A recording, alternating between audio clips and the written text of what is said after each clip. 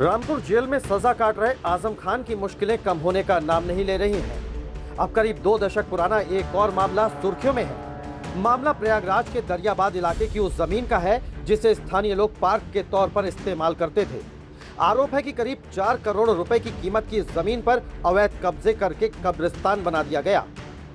मामला सामने आने के बाद प्रयागराज के मेयर गणेश केशरवानी ने मुख्यमंत्री योगी आदित्यनाथ से शिकायत की।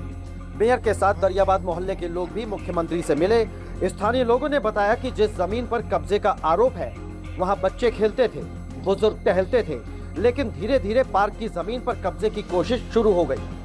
आरोप है कि साल 2006 में 3 दिनों की सार्वजनिक छुट्टी के दौरान पार्क की जमीन पर कब्जा शुरू किया गया। दावा है कि इस दौरान माफिया अतीक अहमद के करीबियों ने जमीन पर कब्जे की कोशिश की। पार्क की जमीन पर कब्रिस्तान बनवा दिया गया।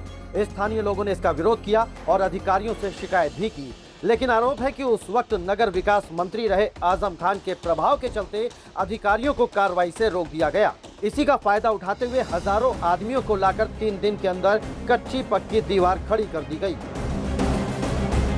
यानी जिस जमीन को स्थानीय लोग पार्क के तौर पर इस्तेमाल करते थे, उस पर कब्जे का विवाद उसी दौर में खड़ा हुआ जब प्रदेश में समाजवादी पार्टी की सरकार थी, और अब करीब 20 साल बाद यही मामला फिर से जांच के घेरे में है।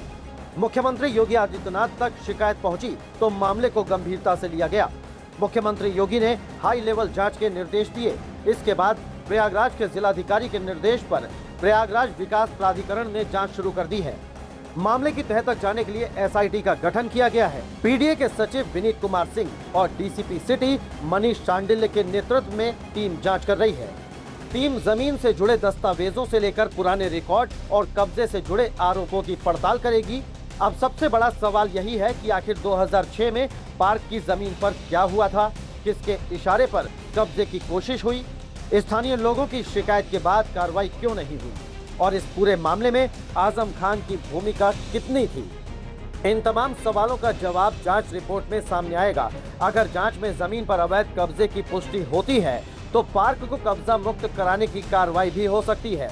अब नजर जांच रिपोर्ट पर है, क्योंकि जांच रिपोर्ट सामने आने के बाद ही साफ होगा कि पार्क की जमीन पर कब्जे के आरोपों में कितनी सच्चाई है।